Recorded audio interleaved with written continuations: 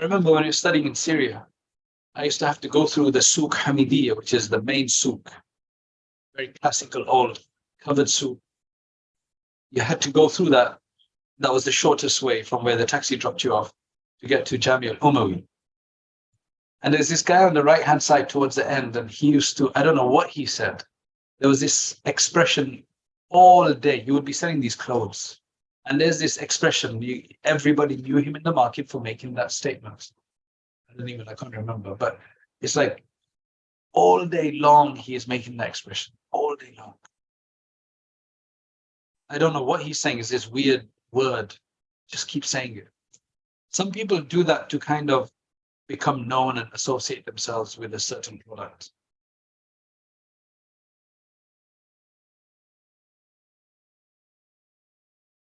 Bismillahir Rahmanir Rahim, alhamdulillah, wassalatu wassalamu ala sayyidina Muhammad wa ala alihi wa sahbihi ajma'een, amma ba'd.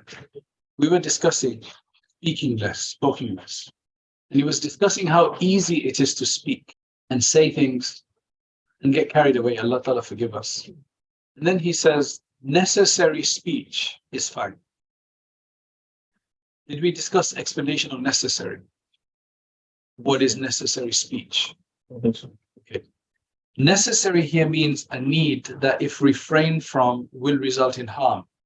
So you shouldn't then say, man samata naja, whoever stayed silent saved himself, so somebody's going to go to their death, I shouldn't say anything. Like, why should I get involved for? Therefore, if by refraining from a certain conversation the result is some worldly or religious harm, then such talk will be necessary. So not just a religious harm, but even a worldly harm that you're causing somebody, you're not, and somebody's going to go to their detriment, then you should speak. An example of necessary talk is the conversation that a trader has with customers in order to promote his sales. As long as you're not lying and not overdoing it and not giving false guarantees.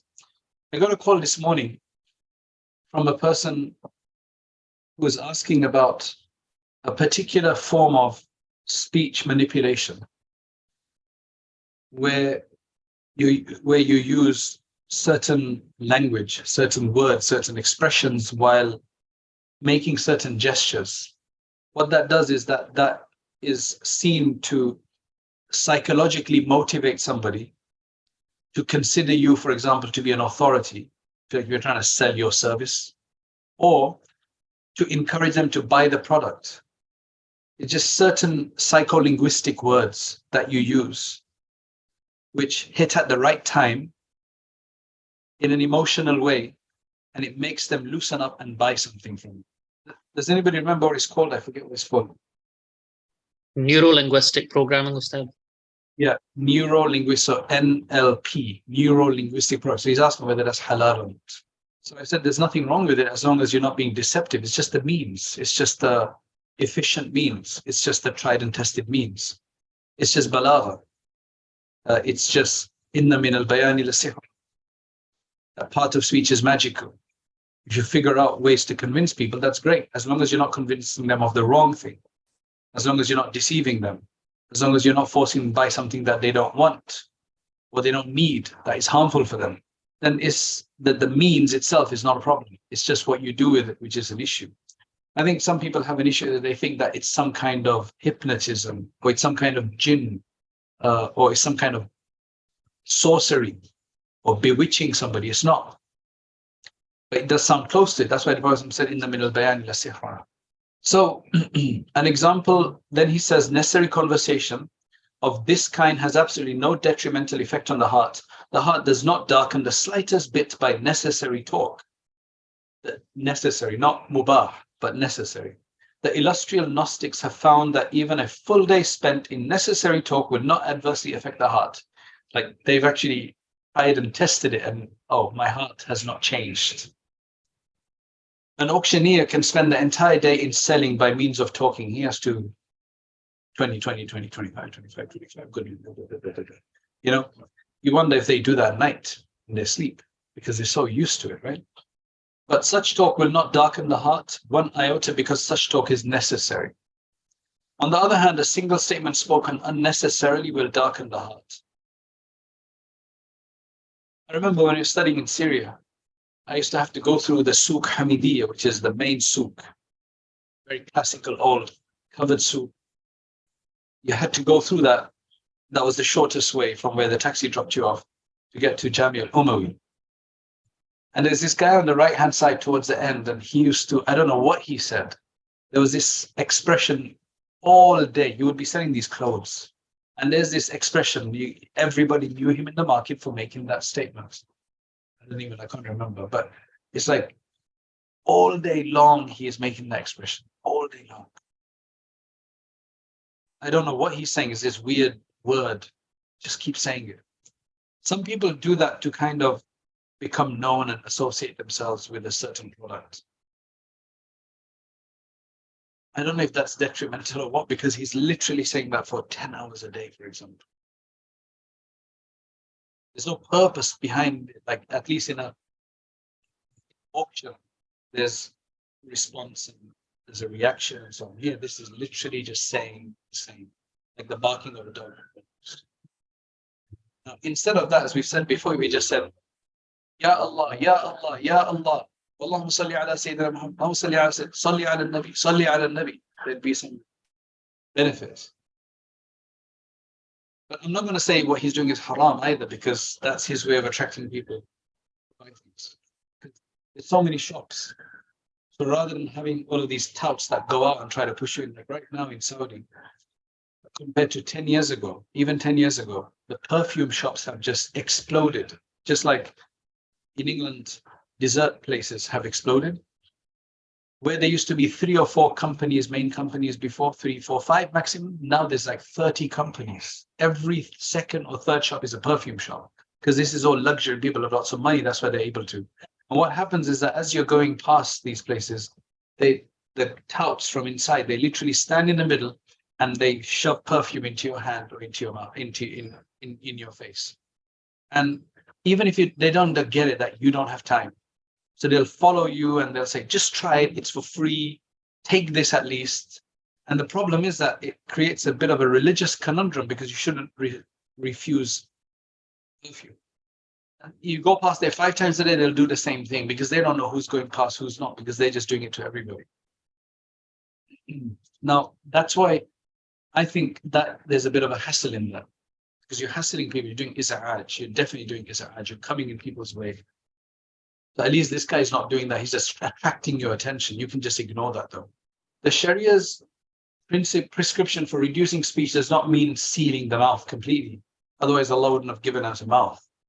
But it envisages that the tongue be kept occupied with the recitation of the majestic Quran or with remembrance of Allah Most High. In this way, the struggle to reduce speech will be more beneficial. Meaning, a lot of people have to say something. A lot of people have to say something. So Allah says, or what the book says is, have a replacement. Say something good. That way. So there's somebody I know who's really, really big. And he used to eat a lot. Lots. And then finally what happened is that the doctors warned him that if he doesn't do something about it, he's going to have to have a liver, he's going to have to go on that blood renewal, dialysis. So then what he did was he got his stomach tied. So now he can't eat much. But psychologically, he still has to have something coming through. So you know what he does now? He has like 20 cups of tea a day. Drink tea. Just keeps drinking. He says, I have to do it psychologically. I'm just so used to putting something down. I can't do food anymore. It has to be drink. So sometimes it becomes a psychological habit. And you have to kick that somehow.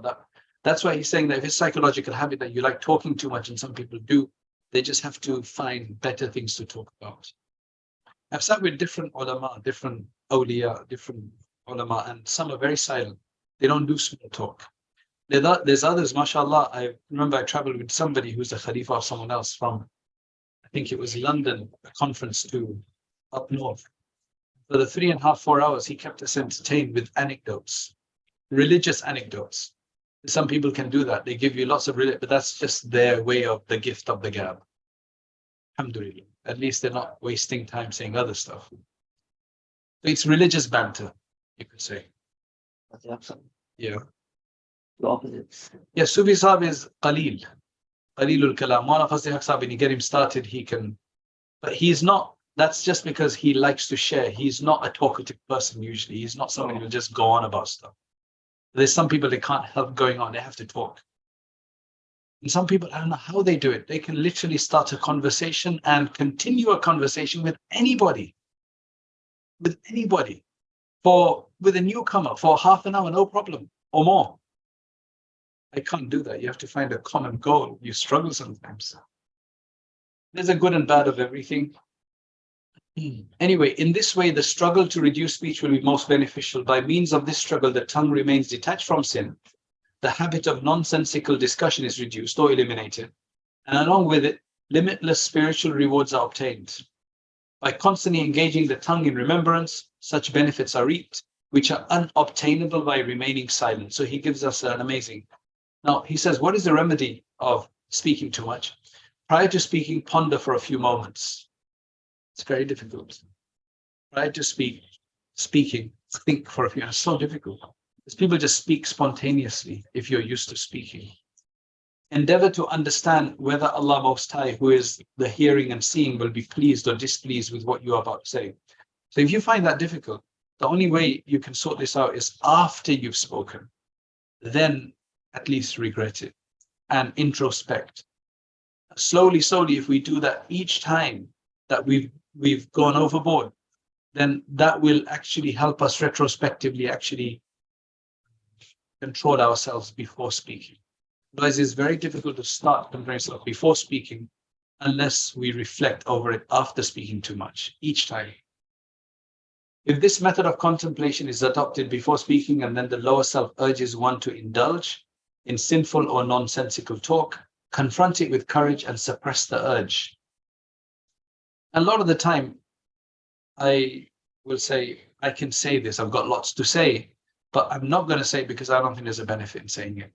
I can't see how it's going to help somebody. I think it's just going to spark off a bigger discussion, which I don't want to get into. So that's something else that you can think about. Is there benefit in what you're going to say? You know, a lot of the time you can say things to act wise or to look wise or to have a wisecrack or a joke or make humor or make somebody laugh. Sometimes you need to do that. I think sometimes humans do that. It's just cut it down so that you don't do it all the time. In Shama'il Tirmidhi, the Prophet ﷺ used to sit with the Sahaba and reminisce over old times. Like, yes, this is what we used to do. This is what we used to do. It's okay to do that sometimes because it's a memory. You can contrast with that, where we were, where we are now, or good old days, or, you know, but then I think they were always better days, isn't it? Because that was a constant increase. For us, a lot of the time, it's actually getting worse. Like those were the good days, and now these are the bad days. So you can do reflective banter. Not all banter is bad. The main thing is we just have to see, is this going to be justified or not? Am I going to be allowed that? I was so bored, I just need to speak about something just to refresh my mind. That I can get back to studies, for example. If the talk involves abuse or mockery of anyone or scandalizing gossip about anybody, then after repenting, seek the pardon of the person concerned as well. So now this same person this morning asked the question that I'm sitting in a gathering, somebody makes a little joke, seemingly harmless or whatever, of somebody else. That guy doesn't like it, but it's so funny, I can't help laughing. What do I do in that sense? So number one, if you can't help laughing and you've laughed, you can't control yourself, you've already laughed. So I said, well, just tell him I'm really sorry. I didn't mean to laugh, but I'm really sorry. It was just so funny, but I didn't mean to laugh. But then he didn't want to do that because I think it was just too much effort or whatever. I said, well, that's fine. Then just wait until the hereafter, sort it out then. Rather just sort it out now, right? Sometimes that happens. You might have said something or somebody may have said something. You just, it's best just to say, really sorry. I'm really sorry, I didn't mean to laugh, but it was just so, and hopefully he sees that. You might turn around and say, no, why did you laugh for? Please forgive me. You can only do so much, right? But it's better than trying to have to deal with it in the hereafter. If for some reason it's difficult to obtain the necessary pardon, example, a person concerned may be away or may have died, then seek Allah's forgiveness for the person concerned as well as for oneself. Another thing is that if you think that seeking pardon is just going to make it worse, then in that case, it's the same answer here as well. Instead of that, ask Allah for forgiveness for the person concerned as well as for oneself. Such forgiveness could be asked in the following way: Oh Allah, forgive us and forgive him. Our master, Shaykh Fariduddin Attar, may Allah have mercy on him, explained most beautifully, perfectly, and comprehensively the benefits of maintaining silence. He said, nothing nobler than silence enters my mind. How does silence enter the mind? It's almost like it's constantly talking, but then silence enters it. Shouldn't it be silent by default and something else comes in? Since silence contains so many benefits that they cannot be explained, silence makes breasts the treasure house of pearls of wisdom. Because when you're silent, you think more, because your mind has to be active. If we expend it in saying something, which is usually going to be just redundant talk, then we have lost that opportunity. Rather, if you stay silent and you observe and you reflect, and hopefully if you reflect in the right way, then many wisdoms will come to the fore. I learned this hidden secret from the oyster shell, he said. Now, a drop of water enclosed in the oyster shell is transformed into a pearl because it remains enclosed. It's not used or whatever, so then it just turns into, that's what he's saying. Similarly, a man's breast becomes a treasure house for pearls of wisdom by means of closing his lips. That doesn't mean you don't say anything at all. So with that ends that chapter. The next one is the section on how to eat less. May Allah make that easy as well. The point of a lecture is to encourage people to act, to get further, an inspiration, an encouragement, persuasion. The next step is to actually start learning seriously, to read books, to take on a subject of Islam and to understand all the subjects of Islam, at least at their basic level, so that we can become more aware of what our deen wants from us. And that's why we started Rayyan courses, so that you can actually take organized lectures on demand whenever you have free time, especially, for example, the Islamic Essentials course that we have on there, the Islamic Essentials certificate, which you take 20 short modules, and at the end of that, inshallah, you will have gotten the basics of most of the most important topics in Islam, and you'll feel a lot more confident. You don't have to leave lectures behind. You can continue to leave, to listen to lectures, but you need to have this more sustained study as well. Jazakallah khairan. Assalamu alaikum wa rahmatullahi wa barakatuh. The point of a lecture is to encourage people to act, to get further, an inspiration, an encouragement, persuasion. The next step is to actually start learning seriously, to read books, to take on a subject of Islam and to understand all the subjects of Islam, at least at their basic level, so that we can become more aware of what our deen wants from us. And that's why we started Rayyan courses, so that you can actually take organized lectures on demand whenever you have free time, especially, for example, the Islamic Essentials course that we have on there, the Islamic Essentials certificate, which you take 20 short modules, and at the end of that, inshallah, you will have gotten the basics of most of the most important topics in Islam, and you'll feel a lot more confident. You don't have to leave lectures behind. You can continue to leave, to listen to lectures, but you need to have this more sustained study as well. Jazakallah khairan. Assalamu alaikum wa rahmatullahi wa barakatuh.